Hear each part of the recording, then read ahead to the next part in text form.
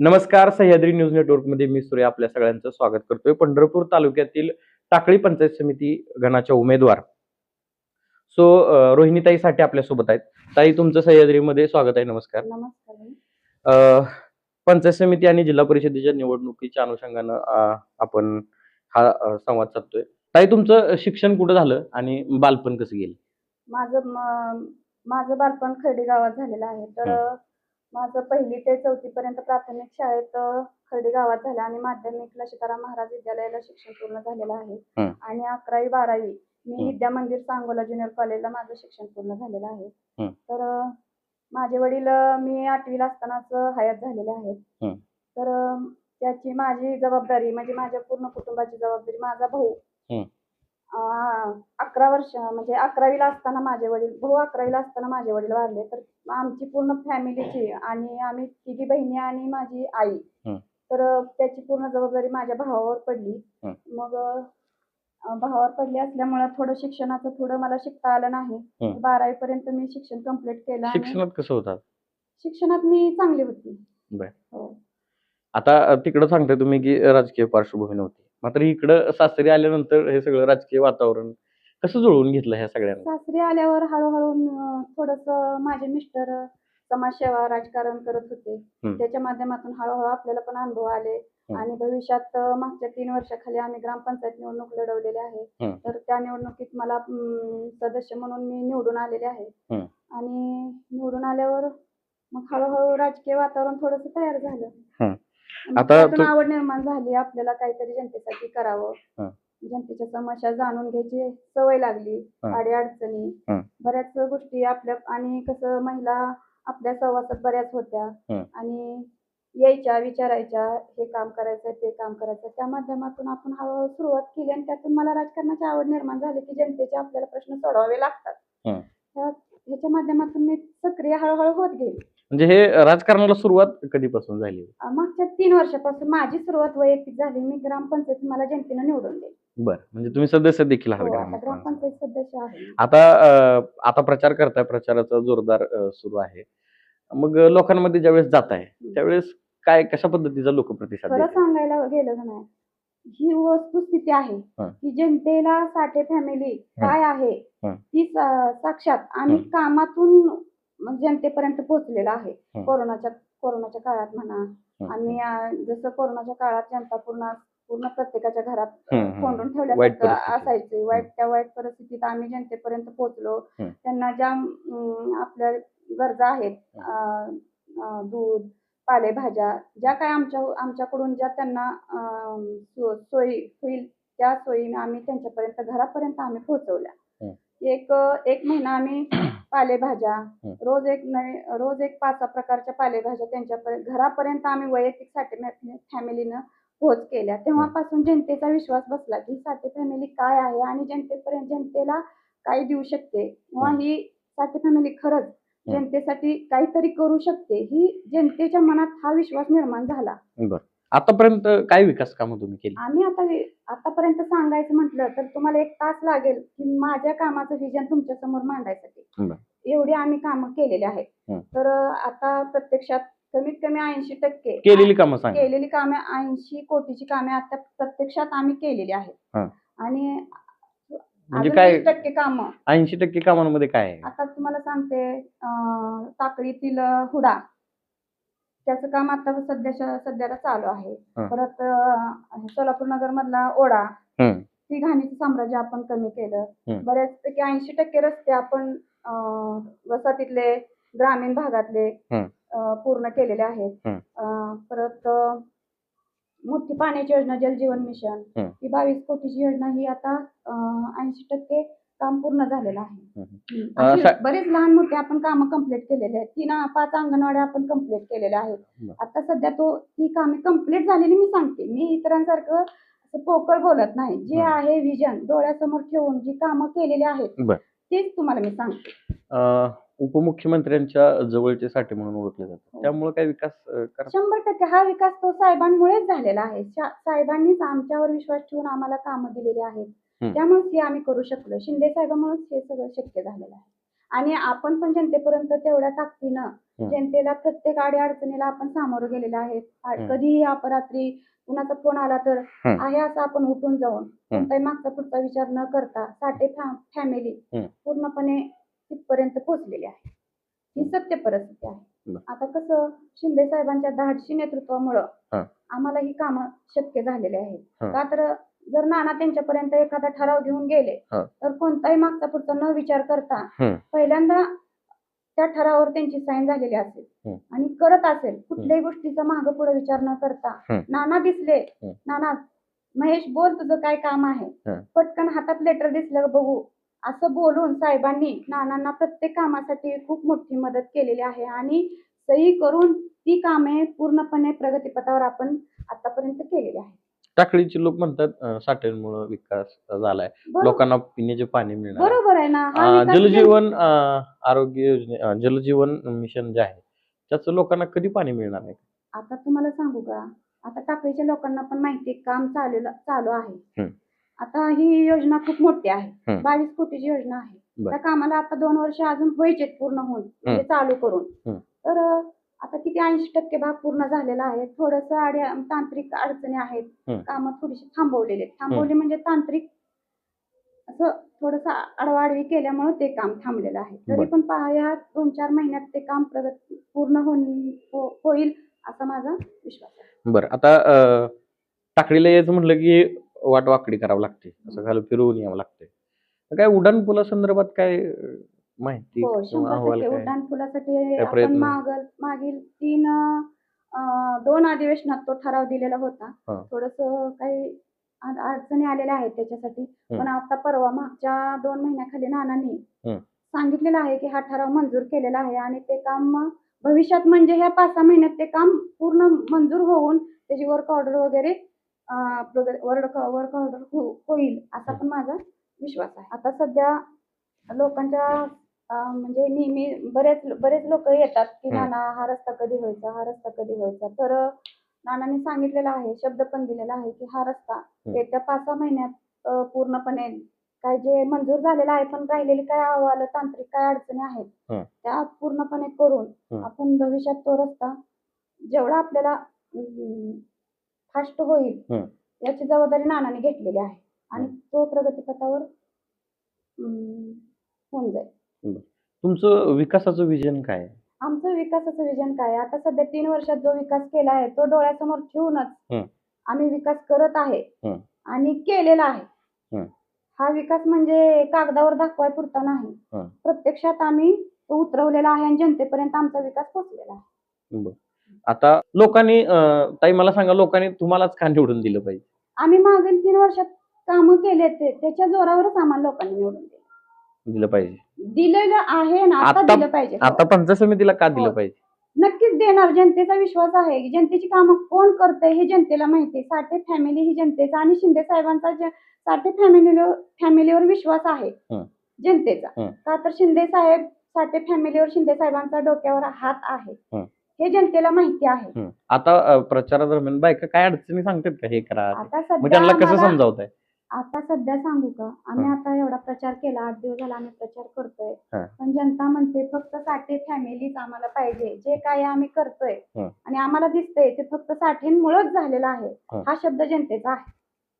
बरं ताई, आता तुम्हाला कामाचा अनुभव आहे असं तुम्ही सांगताय. ज्यावेळेस ह्या सगळ्या योजनांमध्ये काम करता, एखादी योजना लोकांना लागू करायची किंवा द्यायच्या, लाभार्थी करायच्या लोकांना, त्यावेळेस काय अडचणी येतात आणि तुम्ही कशा पद्धतीनं त्याच्यावरती मात करताय? आणि हा सगळा पंचायत समितीचा ग्रामपंचायतपेक्षा आवाका मोठा आहे, तरी देखील मग तुम्ही कशा पद्धतीने हे सगळं राबवणार आहे? सध्या कसं बरं का, आता मागील 3 वर्षातला अनुभव पाहिला तर जनतेपर्यंत आम्ही ज्या सुविधा दिल्या त्या जनतेला जो लाभ दिला, मागासवर्गीय दलितांचा मागासवर्गीय निधी आम्ही संजय साठे सरपंच झाल्यापासून हा निधी आम्ही चालू केला. आतापर्यंत दिलता का नाही दिला आम्हाला माहित नाही. आम्ही ज्या दिवशी सत्तेत आलो तेव्हापासून ही योजना आम्ही जनतेपर्यंत पोहोचवली, दलिताचा अपंग निधी. तर असं झालं की थोडंसं मी सांगते, स्पष्टच बोलते की 2 वर्ष वाटला आणि आता ह्या वर्षी जर वाटप चालू होतं तेव्हा आमच्या भागातील म्हणजे माझा 4 नंबर 5 नंबर वार्ड होता. आता ही राजकीय दृष्ट्या मी बोलते,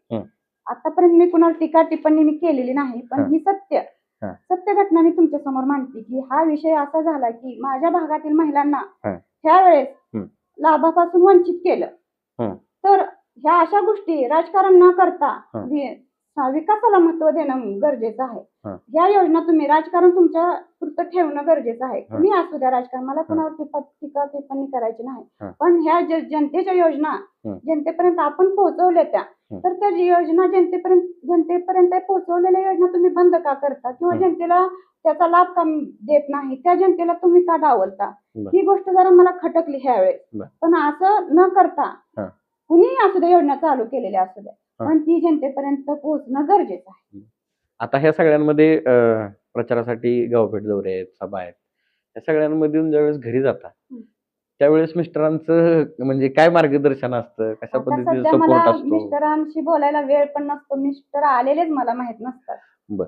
त्यामुळे मी सक्षम आहे सगळ्या गोष्टीचे बऱ्यापैकी निर्णय घ्यायला किंवा जनतेचे काही प्रश्न असतील ती मी नंतर आता ज्यावेळेस विजन असेल आपलं निवडून आल्यावर काय करायचं काय नाही, जनतेपर्यंत कसं सगळ्या गोष्टी पोहोचवायच्या, ती मी नेक्स्ट टाइम मी माझ्या मिस्टरांना सगळ्या गोष्टी कुठं काय अडचणी आहेत, कुठं काय नाही, कोणती समस्या कुठं मी नोट डाऊन करून घेतलेली आहे. त्यामुळे मी माझा विजयाचा गुलाल जेव्हा उधळेल तेव्हा मी नेक्स्ट टाइम नंतर मी त्यांच्यासमोर माझ्या ज्या समस्या आहेत त्या मी त्यांच्यासमोर मांडणार आहे. निवडून आल्यानंतर तुम्हाला ह्या क्षेत्रात काम करायला महिलांसाठी इतर सगळ्या गोष्टींसाठी स्वातंत्र्य मिळेल असं तुम्हाला वाटतंय का? मला स्वातंत्र्य मिळालं म्हणूनच मी इथपर्यंत पोहोचले. बर. हो.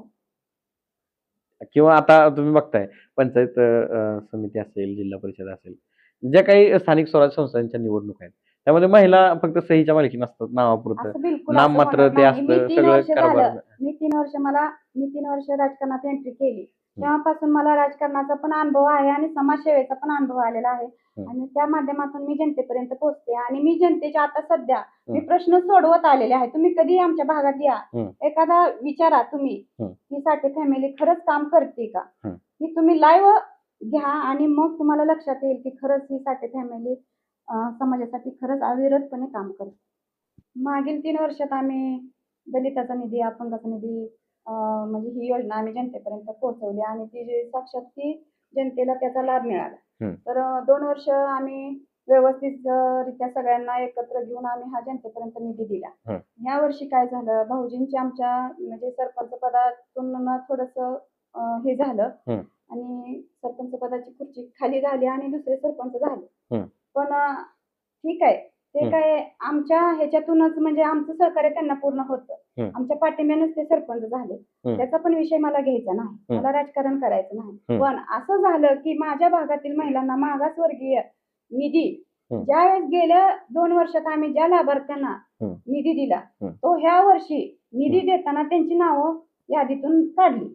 तर तसं मला त्याची खंत वाटली. मी रात्री 8 वाजल्यापासून ते 10 वाजेपर्यंत त्याचा फॉलोअप घेतला की माझ्या महिलांना किंवा ज्येष्ठांना हा निधी भेटतोय किंवा त्यांच्यापर्यंत हा मेसेज गेला की नाही, मी जाणून घेतलं आणि मी विचारलं महिलांना की तुम्हाला आला का कॉल, तुमच्यापर्यंत मेसेज आला का, तर सगळ्या महिला म्हटल्या आम्हाला कुणीच निरोप दिला नाही. दुसऱ्या दिवशी तर त्याचं वाटप होतं.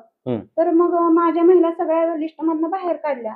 याची मला चिड होती. मग मी काय केलं, महिलांना घेतलं, फोन लावले, महिलांना म्हटलं तुम्ही ग्रामपंचायतीला जायचं. आणि ह्या महिला कोण होत्या, सर्वसाधारण करून खाणाऱ्या, धुणं भांडी करून खाणाऱ्या ह्या महिला. ह्या महिलांना तुम्ही वंचित का करता, गेल्या वेळेस त्यांना लाभ मिळाला, ह्या वेळेस का द्यायचा नाही, तर कुणाला द्यायचा कुणाला नाही, ही शासनाची योजना आहे, गोरगरिबापर्यंत ही योजना पोहोचणं गरजेचं होतं. तसं न करता तोंड बघून तुम्ही ह्या योजनेचा लाभ जनतेला दिला. मला म्हणायचं नाही की हा श्रीमंत हा गरीब, जो गरीब खातो त्याला हा निधी देणं क्रमप्राप्त आहे आपलं. हा निधी काय आपल्या घरातून नाही देत, आपण शासनाचा जो तुमचा टॅक्स कर आपण जनतेतून गोळा करतो त्यातला तुम्ही 15% निधी आपण जनतेला देतो, हा गोरगरिबांना देतो. मग ह्यात राजकारण करायची काही गरज नाही, हा निधी जनतेपर्यंत गेलाच पाहिजे. ताई एवढी तळमळ कशासाठी? कसं आहे भैया, मला थोडंसं मी बाहेर पडल्यामुळं, जनतेत पडल्यामुळं कोण कसं आहे कोण कसं नाही हे माझ्या लक्षात येतं. गरीब जनता किती आहे, करून खाणारे किती आहेत, हे मला माहिती होतं. हं. आणि मी लाभार्थी देताना असे दिलते की हं. ते खरंच धुणं भांडी करून खाणारेच लाभार्थी मी दिलते. हं. ह्या लाभार्थ्यांना वंचित ठेवल्यामुळं हं. मला माझ्या मनात एक चीड आली हं. आणि मी त्या जनतेपर्यंत लाभार्थ्यापर्यंत पोहोचली हं. आणि त्यांना सांगितलं हं. तुम्ही हा निधी घेतल्याशिवाय बाहेर यायचं नाही. ही हं. माझी मनापासून तळमळ होती. हं. मला आता विजन माझं काय आहे, मला जनतेचीच कामं करायची हेच माझं विजन आहे. मिळालं का ते महिलांना हो तुम्ही? मिळालं, मी घेतलं मग काय बांधून. सांगितलं महिलांनी तुम्हाला? महिलांनी सांगितलं की आम्हाला म्हणायचे की तुम्हाला ह्या वर्षी देणार नाही, आता पुढच्या वर्षी पण तुमचं बंद. मिळालेल्या महिलांनी तुम्हाला काय सांगितलं? मिळालेल्या महिलांनी आम्ही खूप म्हणजे वहिनी असं झालं की तिथं तुमची लिस्टमध्ये नावं नाहीत. हं. थांबा जरा, जरा थोडं मोठ्या आवाजात बोलणं, करणं, त्यांना न समजावून, न सांगणं, करणं. ह्या गोष्टी त्यांना तिथं प्रत्यक्षात अनुभव आला हं. की सरपंच तात्या असताना अशा गोष्टी होत नव्हत्या. हं. व्यवस्थित मॅनेजमेंट करून प्रत्येक लाभार्थी आल्यावर त्याला व्यवस्थित समजावून सांगून ह्या गोष्टी त्यांनी तात्या असताना ह्या काळात अशा गोष्टी घडल्या. हं. पण ह्या वेळेस आम्हाला वेगळंच चित्र दिसलं. हं. पण असं त्या महिलांनी पण माझ्यापर्यंत तो मेसेज मला केला. त्यावेळेस खूप वाईट वाटलं मनाला की आपण ती 2 वर्षात जो कारभार केला, हं. पारदर्शकपणे आपण कारभार सरपंचाच्या पदावर असताना केला आणि आम्ही पण ग्रामपंचायत सदस्य म्हणून हं. आम्ही पण तेवढीच मोठी जबाबदारी जनतेला, जनतेच्या समस्या किंवा त्यांच्या ज्या योजना आहेत त्यांच्या मनापासून तळमळीनं आम्ही त्या योजना त्यांच्यापर्यंत पोहोचवायचो. आता मला शेवटचा प्रश्न विचारतोय.